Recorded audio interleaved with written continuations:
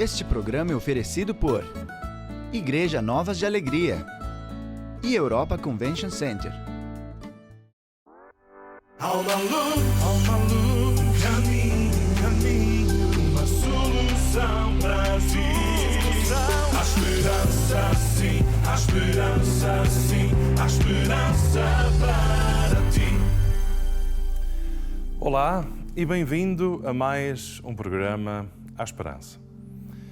Hoje gostaria de falar consigo sobre a importância de cuidar do seu casamento, tendo em atenção uma área crucial na vida do casal, que é a comunicação.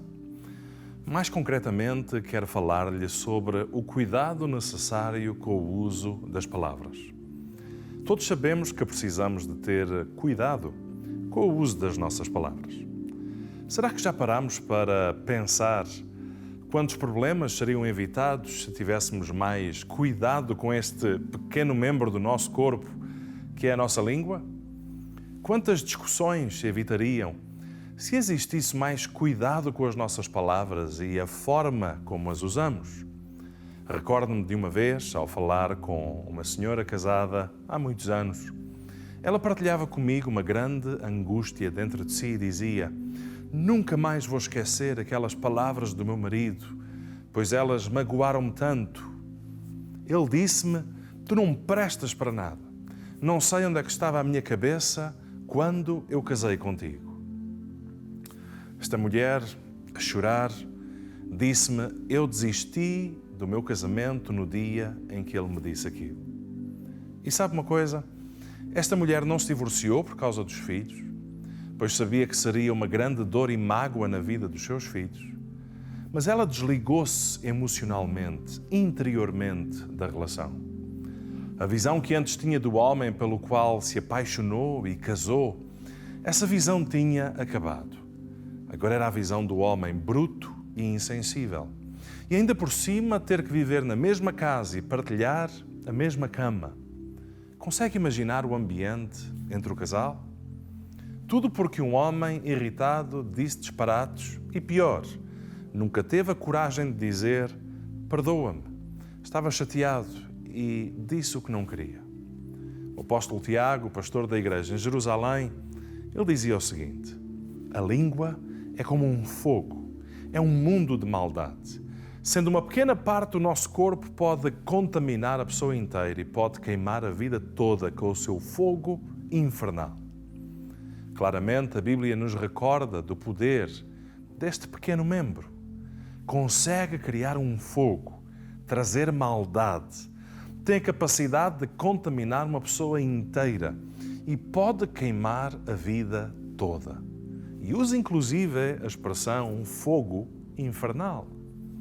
Se refletirmos neste texto e nesta expressão e ao mesmo tempo analisarmos a vida de tantas famílias e casamentos, não será difícil, com certeza, ver e compreender esta realidade. Há casamentos e relações que, infelizmente, se tornaram num relacionamento infernal.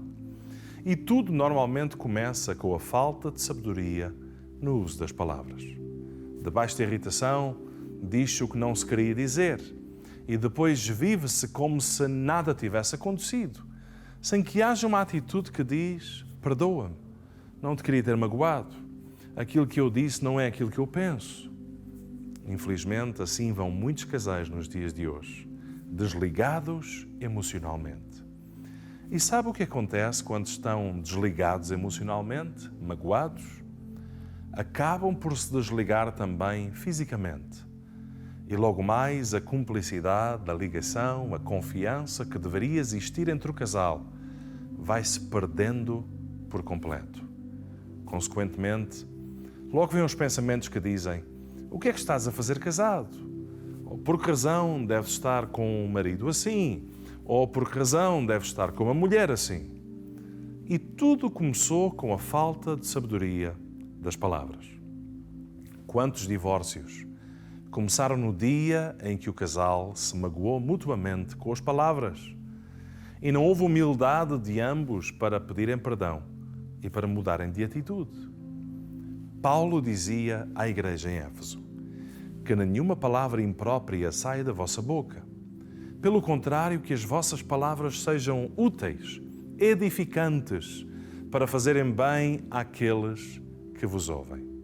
E este é o segredo para nutrirmos bons relacionamentos, a começar no nosso casamento.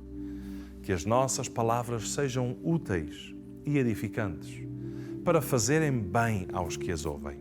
Repito, que as nossas palavras sejam úteis e edificantes, para fazerem bem aos que as ouvem.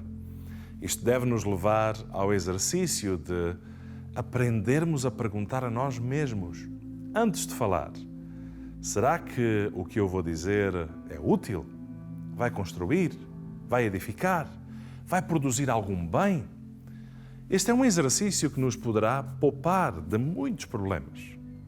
Podemos ainda perguntarmos-nos: estou eu irritado? Estou chateado?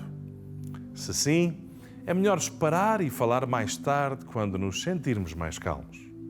E se porventura não concorda com algo que lhe disseram, há que desenvolver a capacidade de discordar sem fazer sangue. O mundo tem mais cores do que a minha cor. E se eu quero ser ouvido, tenho de ter a capacidade de ouvir também. E, no mínimo, avaliar aquilo que eu ouço. Se porventura num impulso você falou o que não devia, mesmo que já tenha sido há muito tempo, peça perdão.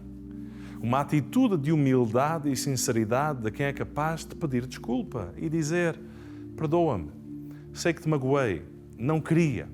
Por vezes é o suficiente para sarar feridas e para restaurar relacionamentos. E onde havia frieza e tristeza, começa um processo de reconciliação e perdão.